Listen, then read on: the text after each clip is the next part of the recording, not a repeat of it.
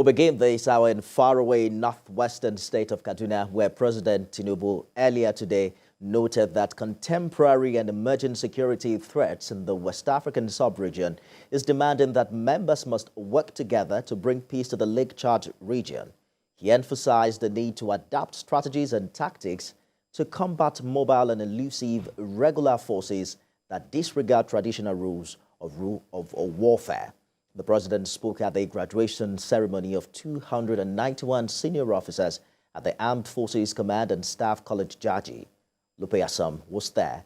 He now reports. The event is the graduation ceremony of 291 officers of Course 45 at the Armed Forces Command and Staff College in Jaji, Kaduna State. The arrival of President Bola Tinubu signals the commencement of the ceremony. The graduating officers have undergone 49 weeks of leadership and command training, preparing them for tactical and operational level responsibilities.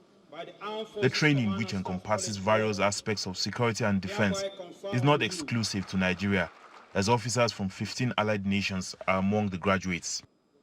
President Bola Tinubu in his address assures Nigerians that his administration will prioritize and dedicate significant efforts to the provision of sufficient security for all citizens across the country.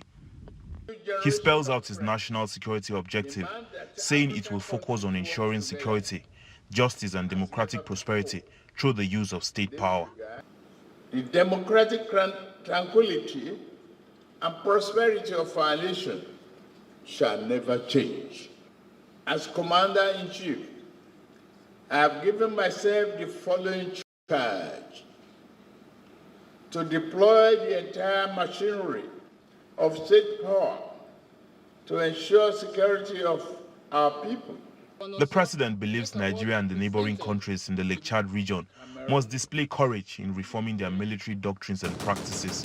He emphasizes that a change in tactics has become necessary because the countries in the region are battling asymmetry threats that disregard established rules of warfare.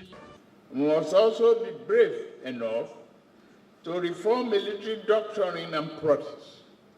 We contend against mobile, elusive, irregular forces that disdain the normal rule of warfare.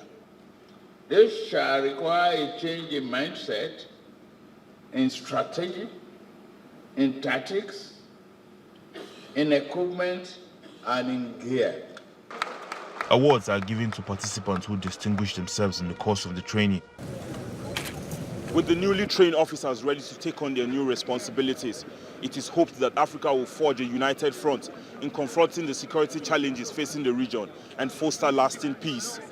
Lupe Assam, TVC News, Kaduna.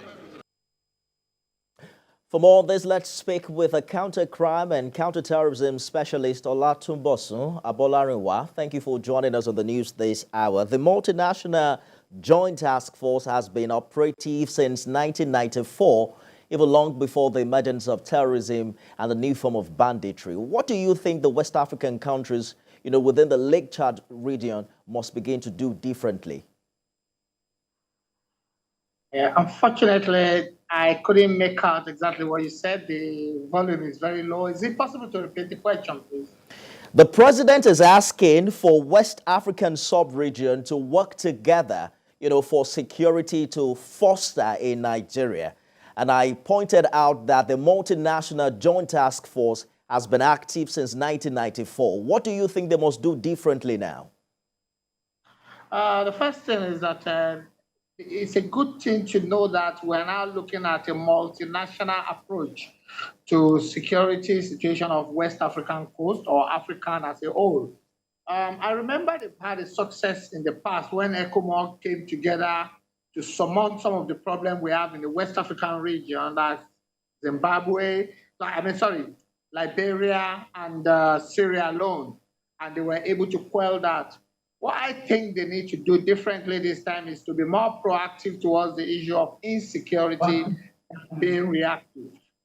Absolutely. When you look at Kaduna, for instance, where the president spoke today, there seemed to be some, improvement in security, particularly in the southern part of that region. What do you think is working out, for security in that northwestern state? To be candid with you, I will disagree with you about the current situation of insecurity in southern Kaduna. I don't want us to be hasty in making our judgment so that we don't come back to regret such comments. One thing about insecurity and terrorism is that it's not something that goes away until we clear the mindset of the perpetrator by either showing them that the country is powerful than them or negotiating with them to lay their arms down. So there are fundamental issues that still needs to be dealt with. In the northwest region, it is unfortunate that the last 8 years of the last administration was unable to curtail that before it spread. It wasn't in the northwest before, it was in the northeast. And the way it spread like wildfire to that place was really of a concern. Not to talk of only the lives that have been lost and the properties that have been lost, but the fact that a lot of countries' resources is going to be devoted. I'm sure we might be looking at creating another Northwest Development Commission because of the level of the damages that has been done there.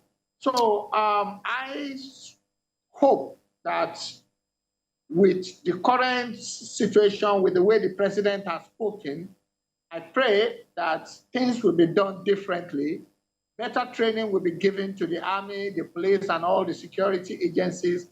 And most importantly, the mindset of the people will be changed from all dimensions, all angles. For instance, people need to be more security conscious, and people need to be trained and reorientated about their attitude to issues affecting security of lives and property. Particularly also providing, the adequate intelligence for the military. Counter-crime and counter-terrorism specialist Olatubosun Abolariwa, thank you so much for talking to us on the news tonight.